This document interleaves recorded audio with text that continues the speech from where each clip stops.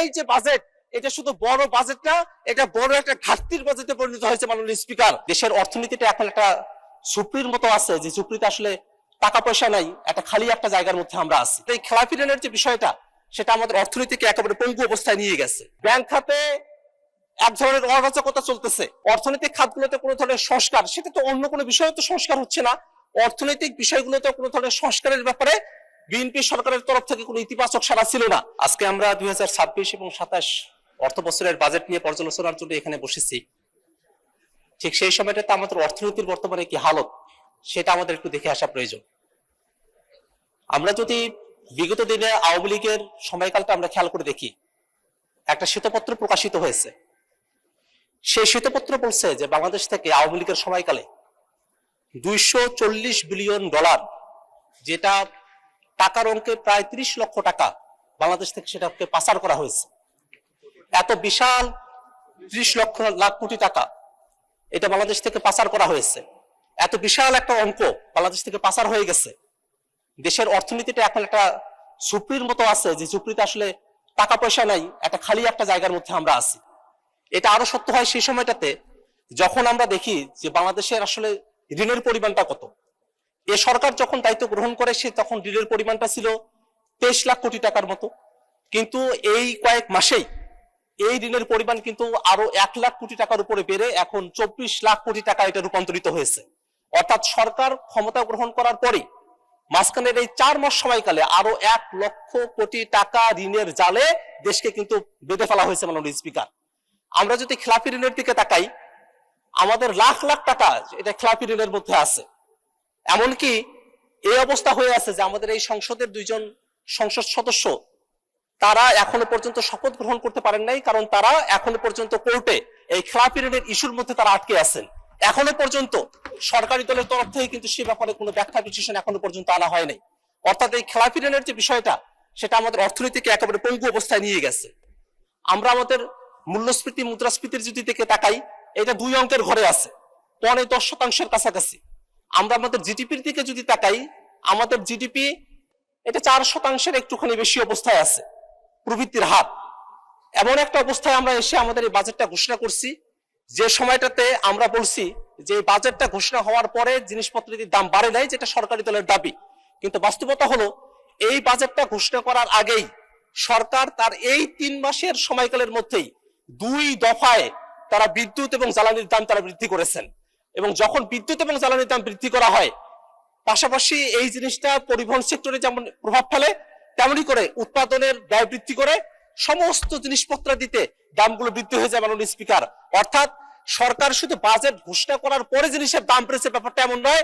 সরকার ক্ষমতা গ্রহণ করার পরেই বাজেট ঘোষণার আগে থেকেই জিনিসপত্রের দাম বাড়ানোর যে মেকানিজম, সেটা শুরু করেই বাজেট ঘোষণায় বসেছে। মাননীয় স্পিকার, আমরা যদি সরকারের এই অর্থনৈতিক সেক্টরগুলোতে আমরা যদি বিদেশ থেকে ঋণ নিয়ে আসার যে প্রক্রিয়া, সেটার দিকে আমরা যদি তাকাই, আমরা দেখলাম যে সরকার আইএমএফ এর কাছ থেকে, বিশ্ব ব্যাংকের কাছ থেকে তারা ঋণ নিয়ে আসতে চায়। কিন্তু গত বসন্তকালীন বৈঠকে যখন আমাদের অর্থমন্ত্রী তিনি আমেরিকায় গিয়েছিলেন, সেখানে কিন্তু আইএমএফ কোনো ঋণ ছাড় করতে চায় নাই। কেন চায় নাই? কারণটা হলো আইএমএফ চেয়েছিল বাংলাদেশে অর্থনৈতিক খাতগুলোতেও একটা বড় ধরনের সংস্কার আসুক। কিন্তু আমরা খেয়াল করে দেখলাম কি, অর্থনৈতিক খাতগুলোতে কোনো ধরনের সংস্কার, সেটা তো অন্য কোনো বিষয়ে তো সংস্কার হচ্ছে না। অর্থনৈতিক বিষয়গুলোতে কোনো ধরনের সংস্কারের ব্যাপারে বিএনপি সরকারের তরফ থেকে কোনো ইতিবাচক সাড়া ছিল না। এতদিনে এসে তারা এনপিআর এর নীতি এবং এটা ব্যবস্থাপনা, সেই জিনিসগুলোকে আলাদা করার কথা বলছে। কিন্তু এই বিষয়টা কিন্তু অন্তর্বর্তীকালীন সরকারের সময়টাতে একটা অধ্যাদেশ তখন পাশ করা হয়েছিল। সেই অধ্যাদেশ এই সংসদে প্রেজেন্ট করা হয়েছিল, কিন্তু সরকার ক্ষমতা গ্রহণের পরে সেই অধ্যাদেশটাকে কিন্তু ল্যাপস করে দিয়েছে, সেই অধ্যাদেশটাকে কার্যকর করতে দেয় নাই।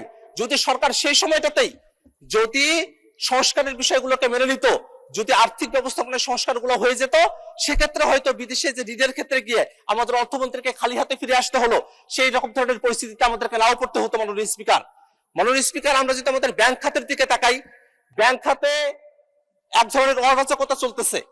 শুধু ইসলামী ব্যাংকের ব্যাপারে আমি বলবো না, ইসলামী ব্যাংকে কি ধরনের অরাজকতা চলছে এটা আপনারা সকলেই জানেন। এর বাইরে গিয়ে আরো 5টি ব্যাংক আছে যে ব্যাংকগুলোকে একীভূতকরণ করা হয়েছে।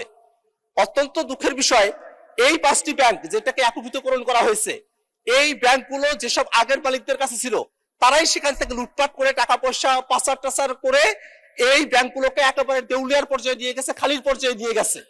সেই ব্যাংকগুলোতে যাতে করে পূর্বের মালিকেরা আবারও বহাল হতে পারেন এমন ধরনের একটা আইন এখানে পাশ করা হয়েছে। যে ব্যাংক রেজুলেশন আইনটা পাশ করা হলো, সেই ব্যাংক রেজুলেশন আইনের 18 নম্বর ধারার মধ্যে এই জিনিসটা বলা হলো যে এই ব্যাংকের মালিকেরা যারা আছেন তারা যদি 7.5% টাকা তারা যদি ব্যাক করতে পারেন তাহলে তাদের কাছে আবারও ব্যাংকের মালিকানা বুঝায় দেওয়া হবে। আমাদের প্রশ্ন হলো মাননীয় স্পিকার, যেসব মালিকেরা এই ব্যাংকগুলোকে দেউলিয়া করেছে, টাকা পাচার করেছে, এই ব্যাংকগুলো থেকে লুটপাট করেছে, সেই মালিকগুলোর কাছেই মাত্র 7.5% টাকার কথা বলে ব্যাক দেওয়ার কথা বলে আবারও সেই মালিকদের কাছেই ব্যাংকগুলোকে পুনরায় ফিরিয়ে দেওয়ার ফায়দা কি হতে পারে সেটা আমাদের মাননীয় অর্থমন্ত্রী যদি আমাদেরকে বলেন তাহলে আমরা এই সংসদে কৃতজ্ঞ থাকতে পারি। মাননীয় স্পিকার, আমরা যদি আমাদের মোটা দাগে এখন বাজেটের দিকে যদি আমরা তাকাই, একটা বিশাল বড় বাজেট দেওয়া হয়েছে। এই বাজেটে 9,38,000 কোটি টাকার যে বাজেট, সেই বাজেটের মধ্যে 6,95,000 কোটি টাকা সেটার কথা বলা হয়েছে যে এটা আদায় করা সম্ভবপর হবে। এখানে ঘাটতি থেকে যাবে 2,43,000 কোটি টাকার মতো। কিন্তু আমরা যদি এই 6,95,000 কোটি টাকা যেটা আদায় করা হবে বলা হচ্ছে সেটার দিকে যদি আমরা তাকাই তাহলে দেখবো এনপিআর কে দেওয়া হয়েছে যে 6,04,000 কোটি টাকা এনপিআর আদায় করবে। কিন্তু এনপিআর এর যদি আমরা পাস্ট রেকর্ড গুলো দেখি 2024-25 অর্থ বছরে এনপিআর মাত্র 369 লাখ কোটি টাকা তারা এখানে আদায় করতে পেরেছিল, এবং এই বছর যেটা চলতি অর্থ বছর সেখানে মাত্র 3.5 লাখ কোটি টাকার মতো তারা আদায় করতে পেরেছে। যে এনপিআর 4 লক্ষ কোটি টাকায় আদায় করতে পারে না, সে এনপিআর এর উপরে যদি 6 লক্ষ কোটি টাকার বোঝা চাপিয়ে দেওয়া হয় এবং যদি তৃপ্তির ঢেকুর তোলা হয় যে আমাদের ঘাটতি কম আছে, তাহলে কিন্তু সেটা জনগণের সঙ্গে এক ধরনের প্রতারণা করার শামিল। মাননীয় স্পিকার, কারণ আমরা দেখতেছি এখনই 2,43,000 টাকার ঘাটতি আছে। এনপিআর যখন তার লক্ষ্যমাত্রা পূরণ করতে পারবে না সেই সময়টাতে শেষে গিয়ে যেটা দেখা যাবে এই ঘাটতি আরো বেড়ে যাবে। অর্থাৎ এই যে বাজেট, এটা শুধু বড় বাজেট না, এটা বড় একটা ঘাটতির বাজেটে পরিণত হয়েছে। মাননীয় স্পিকার,